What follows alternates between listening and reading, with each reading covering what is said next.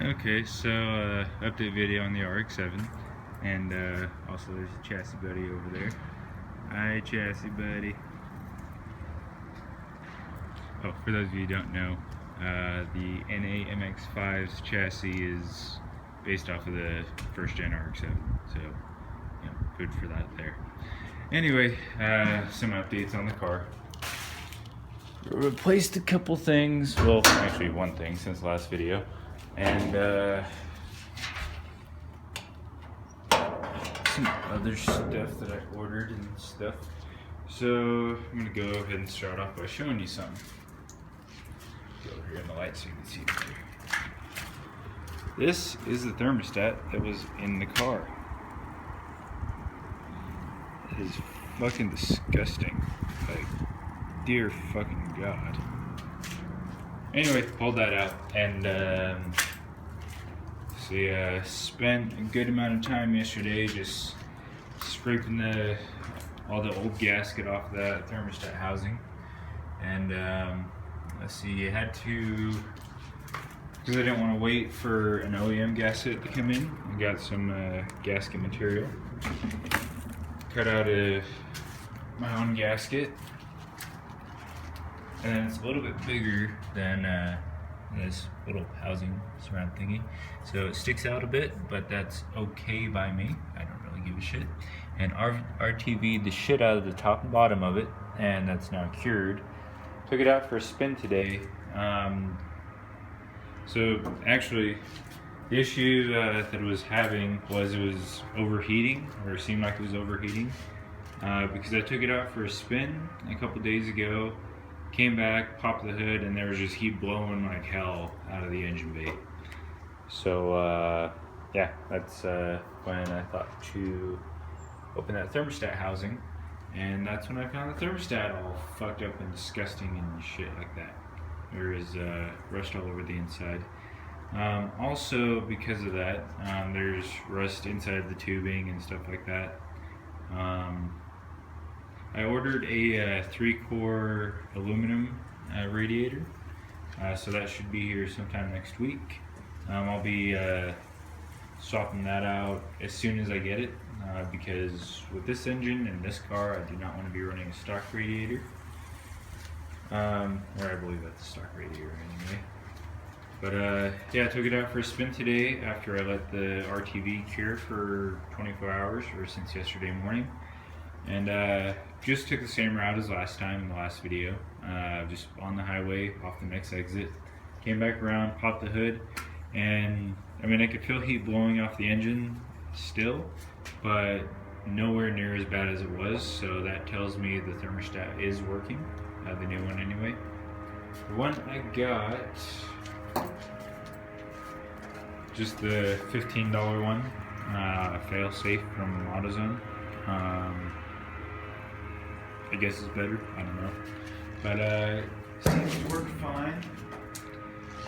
And with the new radiator, when it comes in, should work even better. And hopefully this car will be cool.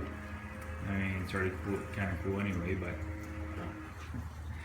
can never be too cool. What else? There's something else. Oh, yes. I did order new door locks because my key does not open the doors. This key doesn't work for shit most of the time. Also, the ignition lock cylinder, I can barely turn the key at all. I'll actually show you right now.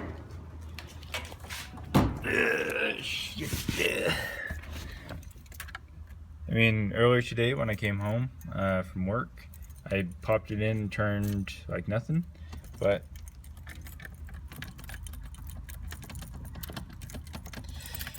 so that would possibly say that the key itself is bad, but I took it to a locksmith and they said my key works perfectly fine and better than most keys that are having that issue. So it's more than likely the lock cylinder. So I have a new, well, not a new one, but a lock cylinder and pigtails, which I do not need the pigtails, but those are included with it. Bought those for $50 shipped with the key included. from the same guy on eBay that I bought the new, not new, but you know what I mean, gauge cluster. It's a 130 mile an hour gauge cluster, and you know, that should be nice because I'm pretty sure this car goes a lot faster than 80 miles per hour.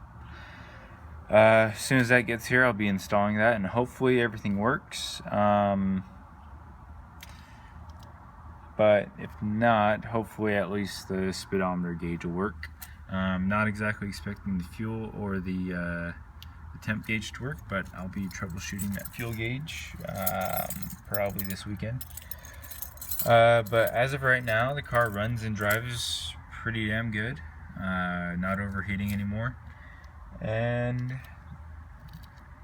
oh yeah, door panel's off, and I have a rag stuffed in there to keep the window from rattling like hell in there.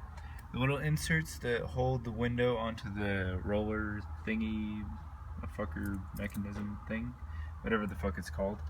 Yeah, the little inserts for the window, they're busted to shit. Also, the lock is out of that door. It's actually right here. Took it to the locksmith, and they want 20 bucks plus the cost of the keys if I wanted to get new keys made for these. So I just went on eBay and ordered a new set with keys for 20 bucks shipped.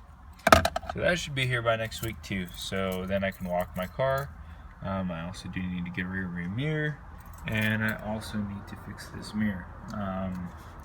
See, the screws that are holding this in are stripped, so I gotta get a small screwdriver and just, you know, manhandle those screws out of there. Then I can readjust this, because when I'm sitting here driving, I mean, that's kind of crooked and that's fucking annoying. And this is where my head is, and yeah, that's fucking annoying. I need to clean the shit out of those mirrors too, because it's all swirlies and shit. And the rag that I would use for that is holding that window in place.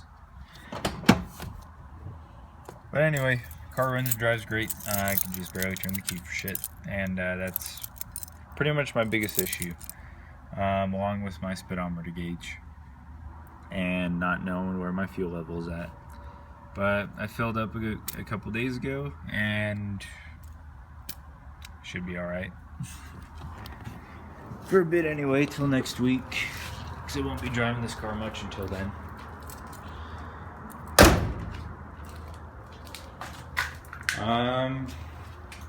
Let's see. I'm trying to think if there's any more shit. Oh, yes. Because there is no emblem on the front of the car, I just took one of my old RX-8 ones and just painted it black and just popped it on there. Kind of stupid, I guess, but whatever. I like badges, stock badges anyway. And then took one of my old RX-7s, RX-7 badges, just popped it on there. I don't exactly like the Mazda badge only there. I do like there being an RX-7 badge there a little bit more. So that's why that's there. Also got it registered, so it's actually legal to drive on the road now. And yeah, I do believe that is it. Oh, and through all gears, including reverse. Reverse in my last RX-7 was absolute shit. Grinded almost every time I put it in reverse. This one shifts smooth through all gears and has no problem at all shifting. Other than that, I do believe that is it. Let's see, I think in my next video I'm going to do a driving video during the daytime, because nighttime kind of sucks. Oh, there is one more thing.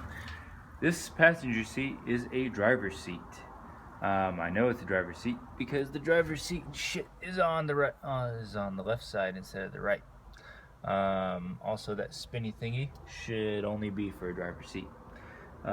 In my RX-8, they're RHD seats, and the little spinny thing is on the right side of the seat, and there's nothing on the passenger.